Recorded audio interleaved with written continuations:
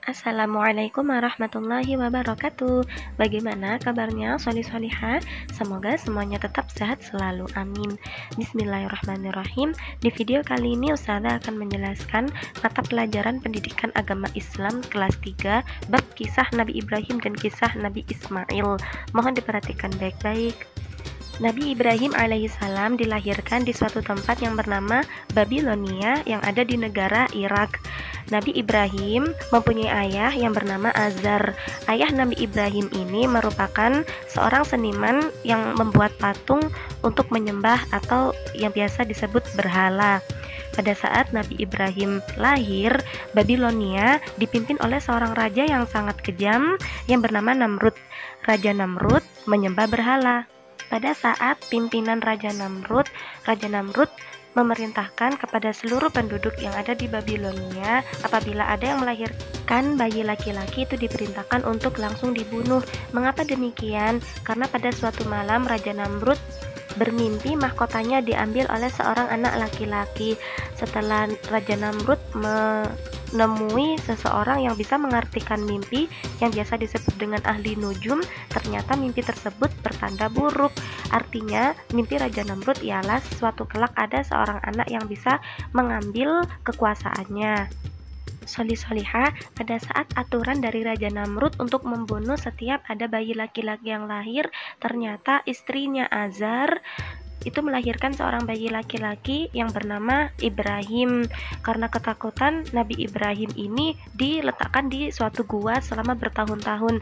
Tapi karena izin Allah, Nabi Ibrahim yang masih bayi ini dilindungi sehingga beliau bisa hidup sampai dewasa dan beriman hanya kepada Allah.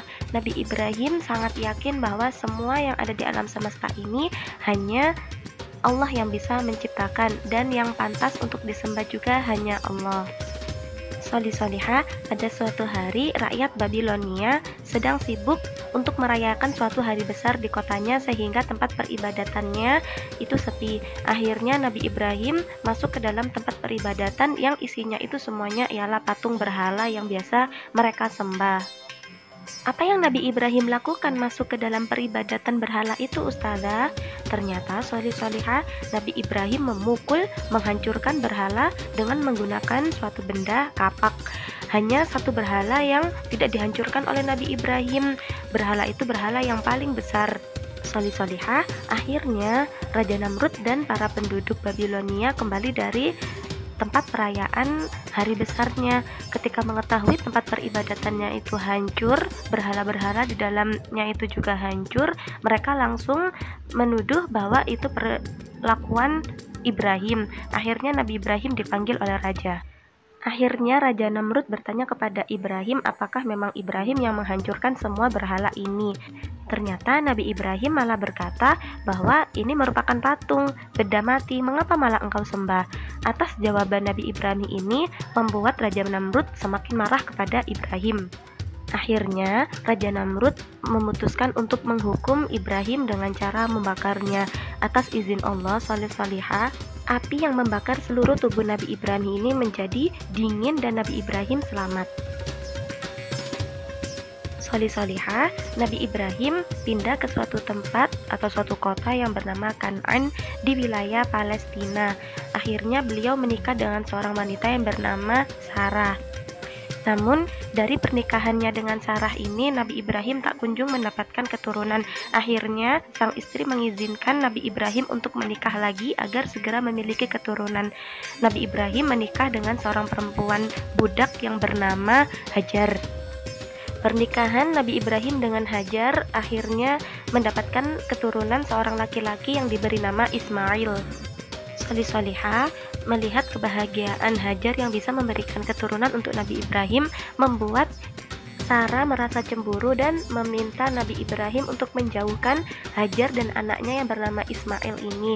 Akhirnya Nabi Ibrahim membawa istrinya yang bernama Hajar dan anaknya yang masih bayi yang bernama Ismail ini di suatu tempat yang sangat kering yang tidak ada air di sana, di suatu negeri Palestina.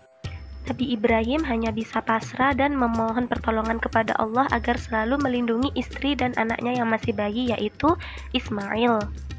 Karena di sana sangat tandus, sangat kering, tidak ada air, akhirnya bayi Ismail ini merasa kehausan dan menangis terus solih-solihah. Hajar sebagai seorang ibu merasa khawatir karena anaknya terus menangis kehausan. Akhirnya ia berlari kecil bolak-balik dari bukit Sofa ke bukit Marwah sampai 7 kali.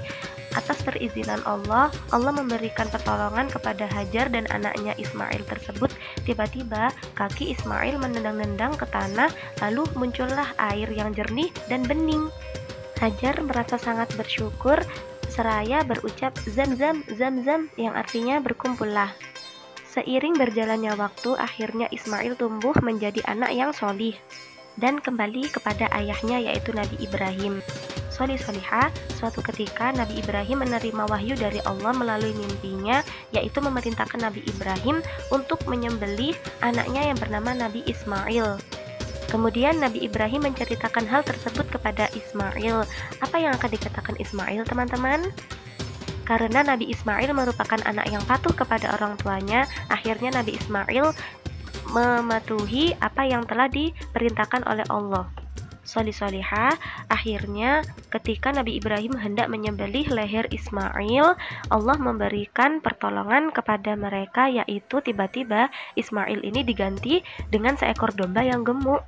Peristiwa inilah solih-solihah, Allah memerintahkan kita untuk menyembelih kurban pada saat Idul Adha.